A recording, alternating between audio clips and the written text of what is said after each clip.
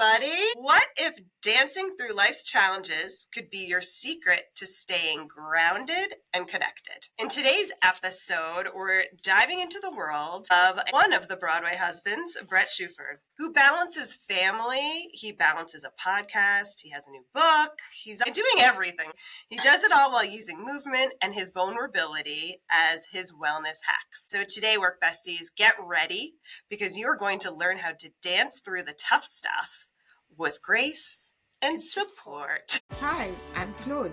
And I'm Jess. We are corporate employees by day, entrepreneurs by night, and work besties for life. Join us as we explore how work besties lift each other up, laugh through the chaos, and thrive together in every industry. Work besties!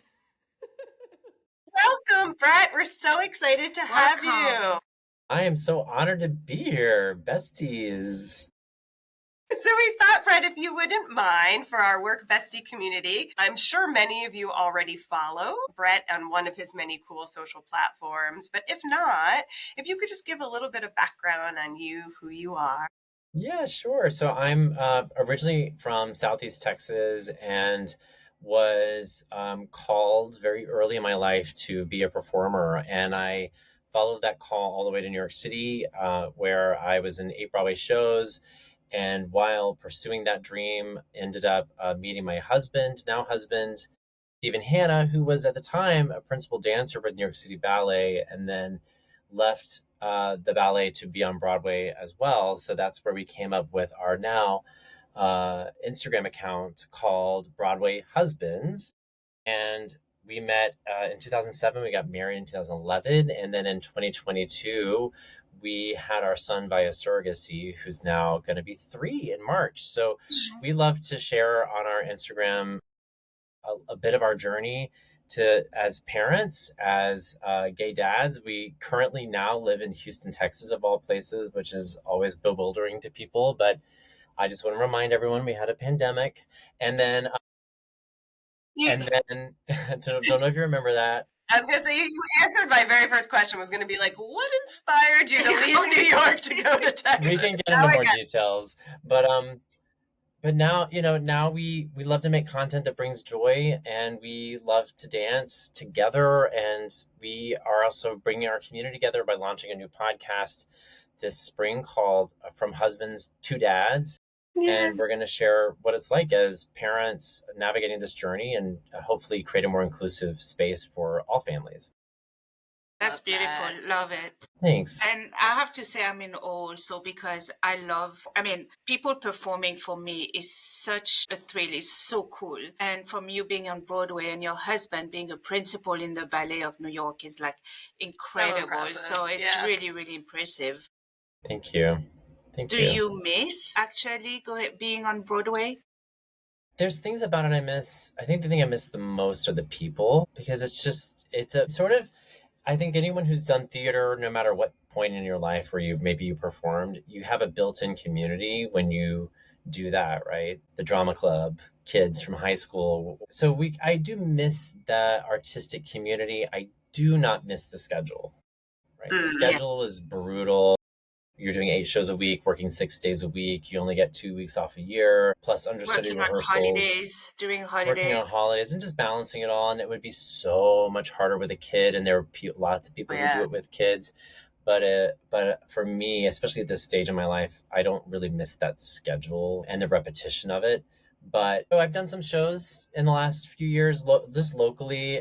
There's a great theater here in Houston that I've worked at a few times, and it's been quite nice to get to do it, and then also know that it's going to end after a couple of weeks and get to go put my son to bed. More or less in your, the way you want. It's like the happy medium. Yeah, the happy medium. Yeah. You get a little bit of the fun, the connection, camaraderie, but you don't have to do it for such an extensive time. Yeah, exactly. That's amazing. So I'm kind of wondering, you made mention that you met Stephen while working.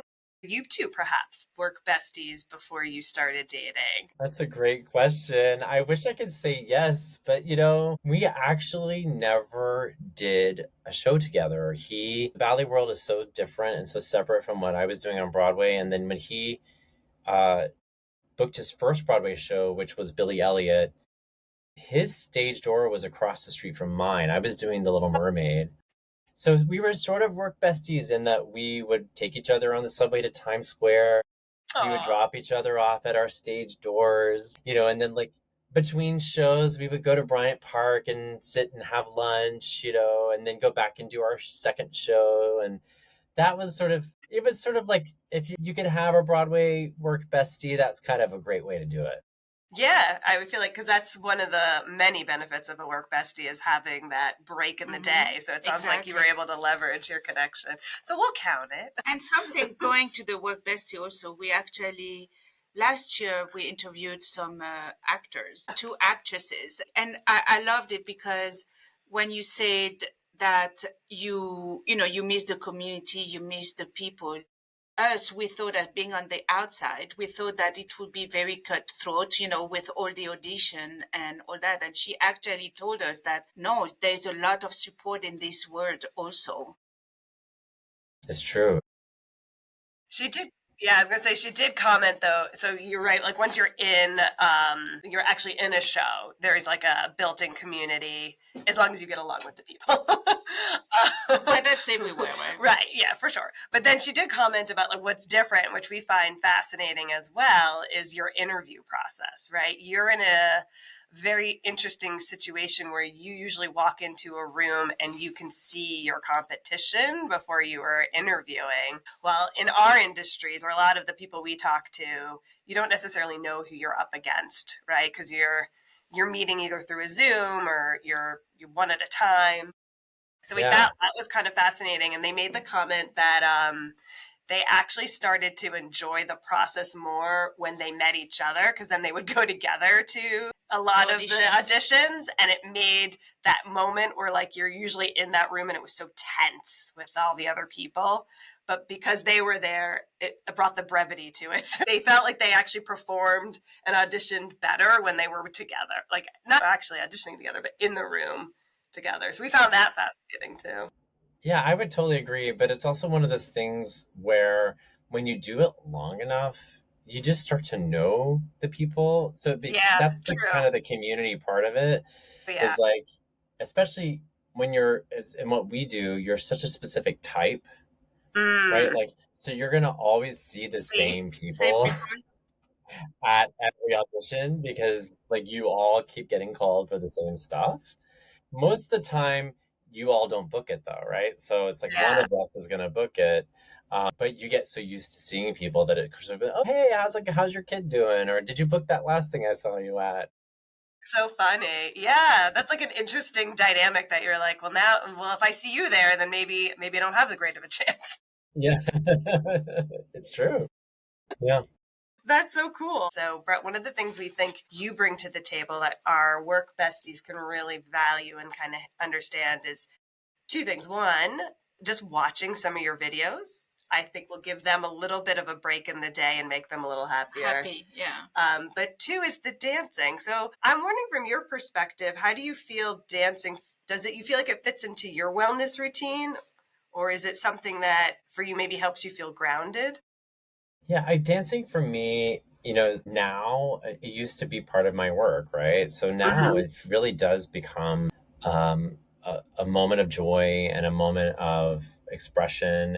Sometimes and for us, it's also a moment of connection where Steven and I get to do it together. Sometimes we're so busy parenting and getting through the day that for us to just like do a dance together just feels like being who we were even before we met each other. Yeah. It's like so it brings us back to that.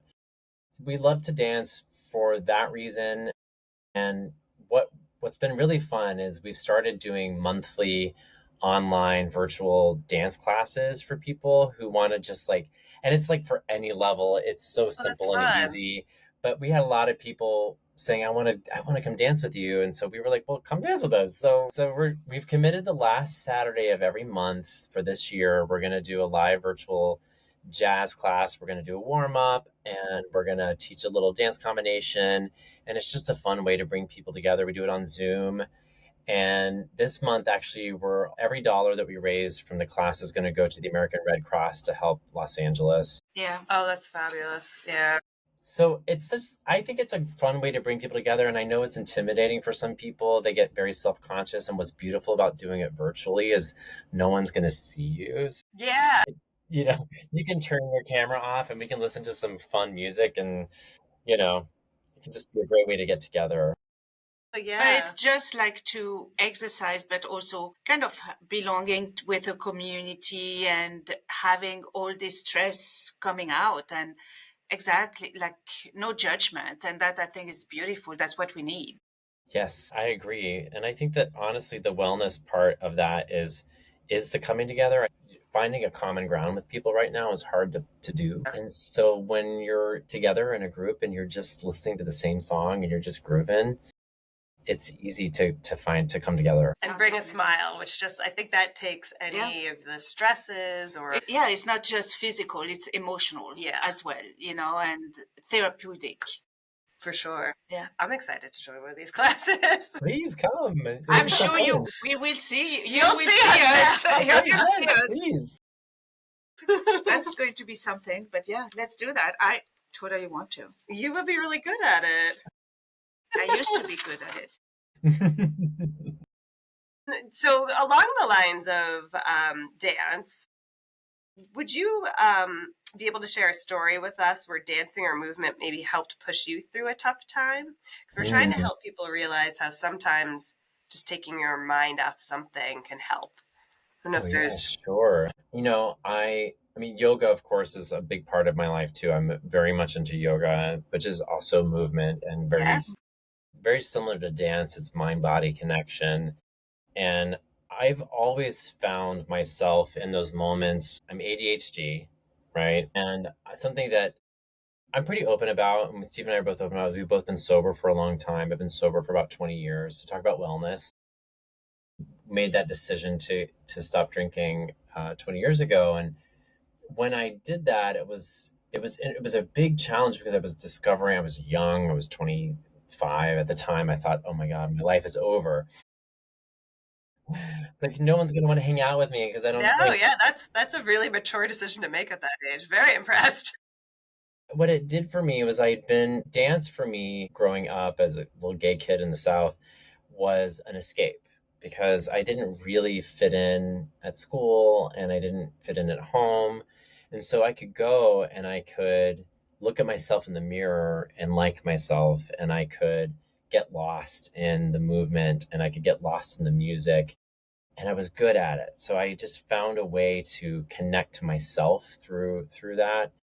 But when it transitioned into me then needing to do it for work, I didn't know how to escape anymore through it. So then I started using substances to do that.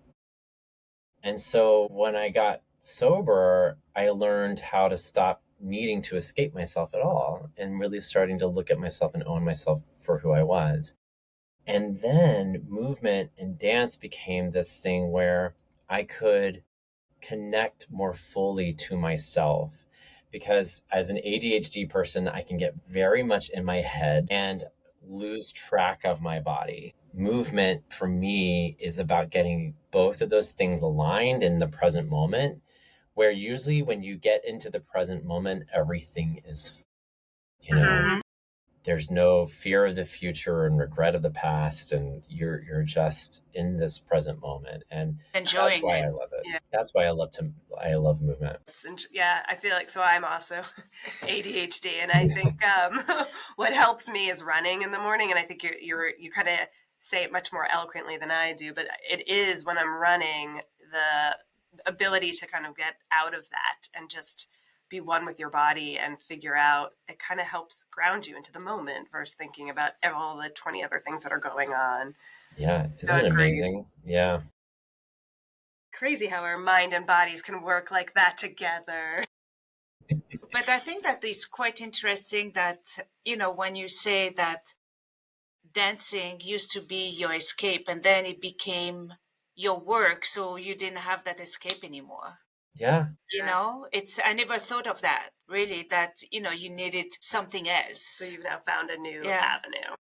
Yeah. And what's challenging, I think, for a lot of people who end up pursuing I can speak for myself, but I think there are a lot of young people who pursue the arts or pursue theater as a profession, but they found it because they didn't fit in. They were sort of these misfits, right? And you think about those theater nerds. And I I think it's always a bit of an awakening when you enter the competition of the industry and the commercial part of it, how hard it is for people to really find themselves once it's no longer this escape, and that was why I became a coach. Like that's when I got certified as a coach, was I was like, I want to help those people really find their fulfillment so they're not looking for it outside of Other things. themselves, right? Yeah. That's beautiful. So I Thanks. love that segue into the coaching of it. One of the things I've learned in watching some of your content is you have this great ability to center people and then think about bigger, broader opportunities at the same time. Would be willing to share with us your journey for that and kind of your kind of ethos of when you do coach people. Yeah, thank you. It's really a thoughtful question. And I don't know, sometimes you're so close to something, you just don't even see it. Like, I think that for me, what I love about coaching, and honestly, it's the same thing I loved about performing. It's like my goal and the reason like I love to do what I've done, and it's the same transfers over to whatever it is I'm doing, is I love to help people see the world and see themselves differently, right? And I think it's so important that we be curious. I think there's so much magic and curiosity. And so many of us, like whenever someone loses that curiosity and they're just like, no, this is how it is when I'm like, you are holding yourself back from so much. And so for me, and I use so much of my own story to teach this, because for me, I didn't book my first Broadway show until I made the decision to get sober, right? It wasn't until about 3 months into like getting one day at a time of just getting clean and taking care of myself and getting truthful and honest with myself. And then boom, I booked my first Broadway show, this thing I had wanted to for my whole life, from when I was 6. And it was this sign to me. It was like, okay, taking care of yourself and prioritizing honesty and authenticity and truthfulness actually leads you to down the path Yeah. to what you truly want. And then I got that first Broadway show and was like, now what? Like hadn't thought through Through the the next rest step. of my life. And so then I needed to start going, okay, well, do I want to keep doing this? Do I want to do TV film? And then I met Steven and I was like, oh, do I want to get married or do I want to have a kid? So many options open up to you when you're curious. Mm-hmm. And when you're honest and truthful. And I want to help people stay curious. I want to help people let go of whatever things that feel so finite in their brains about who they are and what they're supposed to be doing and how they're supposed to do it, and get to that place where, like, what if it could be different? What if I could approach this in a different way? What if I could be vulnerable when I make this social media post, right? Or whatever it is. And so in my content, I love to inspire people to just show up even before you feel ready, right? That's the thing I think most people have always, who've known me as long as I've been around, they always say, you just show up, Brett. Even when you don't feel prepared or even when it's messy, you still show up, which is so scary for some people who want to be perfect. They want Mm-hmm. that to have that perfect image. And what I've learned over the years is when you just show up, you learn and you get better and you experience new things and you meet new people and then you get better. And so that for me is really what I think about when I'm coaching, is unlocking people's curiosity and helping them have the courage to just show up no matter what. And how do you do that? Because yes, when you have someone that have this need of perfection, and yes, they block themselves because it has to be perfect. How do you unlock? And also or like you say, it's through curiosity, but how do you do that? Well, first off, I can't do it, right? I'm not the No, expert they have to in do your it, yeah. life, right? You have to want that. You have to want something different. For some people, and it all depends on where that person is and what they really truly want. But for some people, it really is about getting clear. Number one is like clear. What do I really want and what do I want my life to look like? Because the vision is what matters more than anything.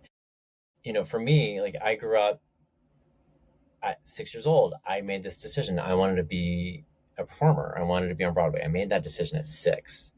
I knew I wanted to do that. Very And so I would have dreams in middle school and high school, waking up, vivid dreams of being on Broadway and being on stage, doing Cats. I remember this very vivid dream of doing Cats. Dreams of meeting celebrities, and I would go to every show that I would go to. I would go to the stage door. That, to me, was me manifesting the vision of what I wanted. So if I didn't have that vision, it probably never would have happened, right? And so understanding that like having a clear vision, clarity is the best. So then you know that every step is leading you towards that. And once you know that what that vision is and who you want to be and who you want to become, then you take action from that place, not from the place you've been or the place you feel like you're supposed to be. But like I always tell people, you want to take action from the person that you're becoming, not the person that you think you are. It's true, but it's a different way of thinking, right? reframe it. There's a lot of people is like, even me, it's like who I am, but no, who you want to be. And going, and it makes me think also simplistically, your vision board in a way, I'm right? a big fan of manifesting. She's a big things, so fan, and I never did a vision board. You are on our vision board for this year. You know why when you wrote to us, I was like, oh, it works! It does work. The problem so many of us hold with those things, and this is perfectionism, is that you make a vision and then you hold it to some sort of timeline, right? And my favorite thing, this kind of goes back to your question, Claude, is my favorite thing to teach people is you're not taking action to get results. Like the action that you're taking on a daily basis towards that vision is to create energy, right? You're broadcasting to the universe every time you take action saying, this is what I want. And then the universe, like the quantum physics, which is an actual, law, tells us that what you put out, you get back. Now, doesn't mean you're going to get it back when you want it, the way you want it, but you're going to get that energy back in some way and in some return. You're never going to get that energy back if you don't put it out. And I think also is like not being stuck of what you want to get back. Maybe you're getting it back in a different way. Yeah. But you're still getting like this energy and, in a different way. I mean, for instance, and I have to constantly look for proof of this, right? And this, which is why I think it's so important to notice every day the things that are the abundance that is coming in, no matter how small, right? Right. But like I made a decision a few months ago. I got asked to go perform on a show, and I said no. I was like, the first time I was a little scared because I was like, I know that that's a guaranteed income, right? The next week, out of the blue, because of our social media, I got offered a book deal from a publisher to write 2 children's picture books that are going to come out next year, right? And a major publisher. This isn't like small, dinky, like this is like Penguin Publishing, right? So, and that was not something, I mean, I had visions of like writing a children's book because that's all we read these days. Yes. Very much in the wheelhouse, yes. But I had never said, oh, I want to be a children's book author. Right. But it was this moment of, you made the right decision by saying no. You created space for this. Like the curiosity was there. Instead of saying to myself, oh, I'm an actor, I'm supposed to do these things. I went, no, this doesn't, I want to do I'm not sure what it is. I'm going to say no. And I created space for this new thing.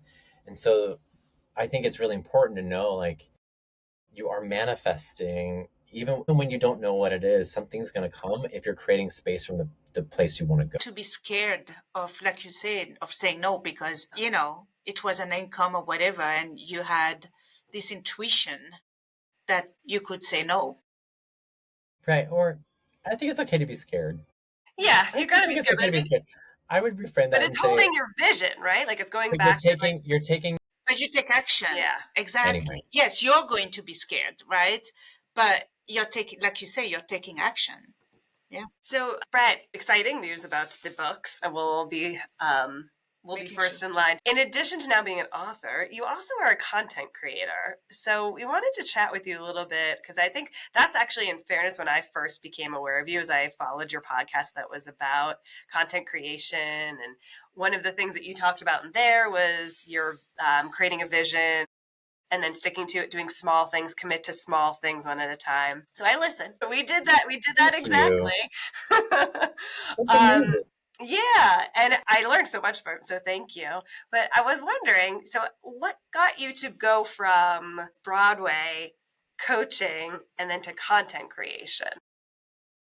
It's a good question. I mean, I had always been creating content because I'd always been very curious about social media, but I would be a little bit envious of the people who were doing content creation as like for work, right? Mm-hmm. I would tell myself things like, "Oh, I'm not as creative as them," or "What am I gonna? I have to figure out what I'm gonna do." And I finally, I guess it was in 2015 or 16, was in this musical on Broadway called Paramore. It was a Cirque du Soleil show, and that's a whole nother podcast.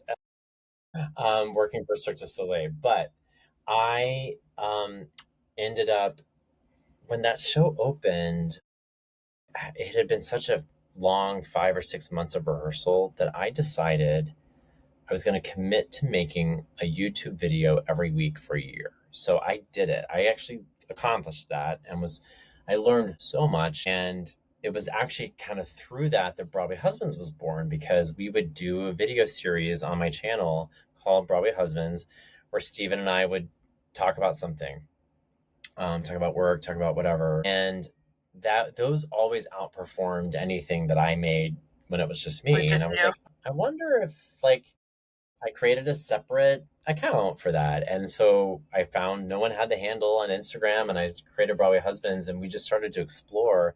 And I started to kind of replicate, I wouldn't say like copy, but I would start to sort of mimic or test or try to do what other people who were already successful on these platforms were doing. Mm-hmm. And test things out. Like, are we a couple account? So sometimes we'd post content that was a little too thirsty, and it'd be like, no, that's not really our fit, or we'd post, and this is really when Instagram wasn't a video platform, it was all images, right?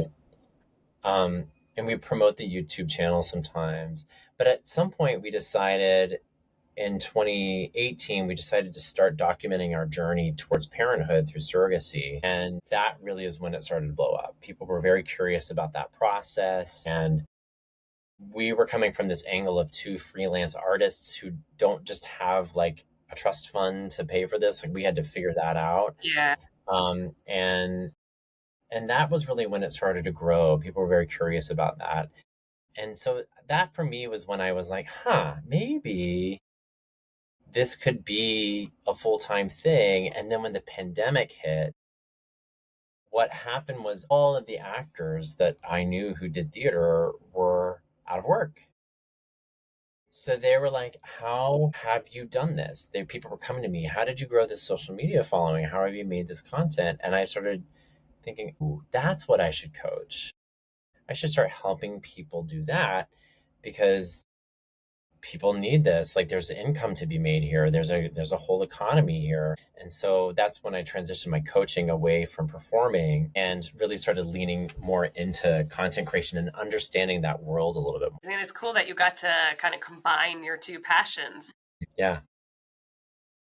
And it's so funny how you say about Cirque du Soleil, because we have an episode where Jess actually asked, what would you have liked to do in the past? If you had what would be your dream job if you could do anything? For me, was be a performer in Cirque du Soleil. I used to do rhythmic gymnastic, and I did a performance with someone in Monaco, where I'm from, where someone was from Cirque du Soleil. And so it's so funny when you say that. I'm like, I see stars in my eyes, because I think for me, Cirque du Soleil is the ultimate show, right? They do. I mean, it's interesting because they are sort of a corporation now, so they just have so much money, and they throw so much money into their shows, and and they take care of their artists in a wonderful way. I think they really do take care of especially their circus artists. But Broadway is not built for what Cirque du Soleil does. So Broadway is a very different world in that it's unions, it's New York, and they're non-union, they're street artists, they're acrobats. So it was a very confusing experience for them and for us. Yeah. I think that's like the nicest way to probably say it. Right? Yeah, no one knew how to handle each other. And then you had the French barrier. I realize that and deal with that every day. You're lucky she hasn't clothes plane yet, because usually that's what happens. I say something people don't understand, and she's going to repeat what I say. Like a guest will get like a really funny look on their face, and I'll be like, okay, so here's what she was trying to ask. But you get it after having to have to deal with Cirque du Soleil. Yeah. It was a cool experience, and that there were, oh my gosh, there were so many acrobats. There was something like 80 different nations being represented in that one show. Oh, wow. It was so cool, from Argentina to Ukraine to Poland I mean, there was just so many different. And where else? I would never have gotten that experience anywhere else if it hadn't been for Cirque du Soleil. No wonder why you always say, because I feel like whenever you bring up that show, you're like, that could be a whole podcast. And now I get why. There's so many experiences from that, yeah. Wow. Yeah, it's like you lived a life just with that experience. No, it's true. I mean, I actually would love to write a book about that whole experience, but I don't know if Cirque might come after me. The third book? I don't know. They might sue me. That wouldn't be a kid's book, though. So, Bret, speaking of that, I feel like you do a great job of balancing providing vulnerable topics as well as bringing lightness to things. And you bring a really cool, unique niche to your content creation, but you make it still feel welcoming for everybody. Is that by design, or do you have kind of a focus or perspective, or are you kind of ebbing and flowing with that? It's all an ebb and flow. I think there's days where I'm like, I'm so confused. Like, what am I making? And it's much easier with Broadway Husbands because it's very specific. Like for us, the gauge there is before we click post, we always ask ourselves, does this create joy? That's our only gauge. We want this to be a joyful account. It's joyful for our audience. I mean, it's not going to be joyful for everybody. We might push some people's buttons, but those aren't our people, right? Right, exactly. For me, my personal account, it's been this sort of journey of like, I'm not sure, especially with Broadway Husbands, like, what am I doing? Like, what am I teaching? Because I want to help people in as many ways as I can, but I also want to run a business and I don't want to sell because I'm not a salesperson, but I want people to see the value. So some days where it's just like, can be very confusing for me. So even hearing you say that just makes me feel really good, because my real mission, on my personal account is to inspire people and help people live their life better and see the curiosity and unlock that for them. And so that really is all I try to do on my personal account, but it's through the lens of connection. What I teach people when I'm teaching them about social media and building their own brand is that you want to connect to one person. And so for me, I think of a version of myself, 5-10 years ago, what would he have needed today to feel seen? And the fact that even resonates with you, Jess, just makes me feel so good too.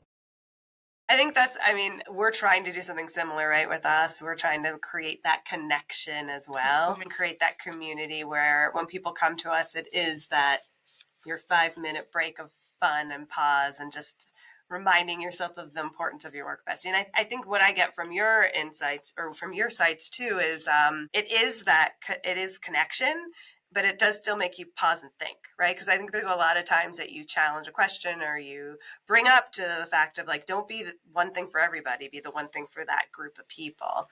Mm-hmm. So it's okay to have a niche audience, and you should, which I really value. Yeah. Yeah, it's easier to show up for when you do that. When you do that. Exactly. Right. And the audience sees also being authentic, because at the end of the day, you're authentic, you're yourself, right? And people react to that. They do. Yes. Yeah. I do. I'm like always forwarding it to Claude. Like, did you see this one? Well, and yeah, I think it's understandable. Some people, what's authentic to you is not going to be authentic to somebody else, right? And so to me, authenticity comes back to what we talked about earlier, which is like about that honesty and about Mm-hmm. being honest with yourself and being truthful with yourself and the stuff you're going through, and then being able to pull that out, right? I always say your mess is your message. So, like, what are the lessons from that could help someone else? Because that's where the vulnerability part is. And that's true authenticity. It's being vulnerable.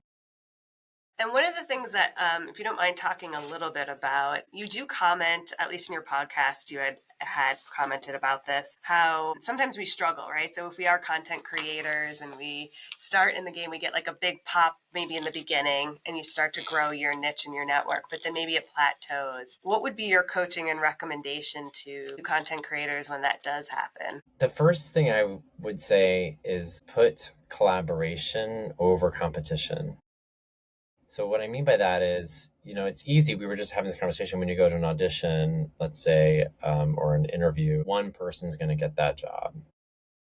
But in social media and content creation, there's so much abundance. There's so much availability to everyone. And it's easy to apply those real world limitations on social media, but they don't actually apply. So when you see every person who creates content for a similar audience, when you start to see them as potential collaborators and not competition, you can unlock so much more potential for your growth. And so the next level to me is always when you plateau, who doesn't know me? Who do Yeah. I need to pitch to? Who do I need to reach out to? Who could I invite to go live with me or create a piece of content with me as a collaborator? Who could be on my podcast that serves a similar audience? Because that is how you expand your network and get in front of new people. And sometimes as content creators, it's kind of fun just to be isolated and make stuff and then be disappointed that it didn't hit. But there's that extra step of, oh, I need to actually put it out there and I need to push myself out of my comfort zone a little bit and reach out to I'm doing this right now. My big challenge this first quarter of the year is to grow my email list. So I'm pitching to huge podcasts right now who will probably either not respond or say no, but huge podcasts. Like I sent to Amy Porterfield today and I'm Jenna Kutcher. I'm like these big lifestyle influencer, thought leader kind of platforms, because that's, again, the vision I have for myself moving forward. I'm just going to act as if and see what happens. Yeah. And I think that's really essential, is taking action from where you're going means these people are my collaborators. We're all going to know each other. We're all going to be at a keynote presentation together in this holding room before we go out, right? It's that's how you have to think We about want it. to get together now. Yeah. I find it so fascinating and amazing that this content creation world is so inviting. We've done the same thing. I mean, you're an example of it. You reach out and you'd be surprised how many people say yes, or maybe not now, but let's keep talking. And it's and even giving so us amazing. It just feels like a warm community in that regards too. and giving us tips also, because we were new, and helping us to go to the next level and then the next. And that was something that, again, there wasn't. I mean, we haven't felt a competition, but more like embrace. They embrace us. Good. Yeah. That's good. It's interesting because I've learned in the content creation that we do with Broadway Husbands, there are some people I reach out to, they just don't respond. And you're like, it's hard not to take it personally, but it's so important to remember that not everyone is doing this for the same reasons you are. Right. Yeah. Right.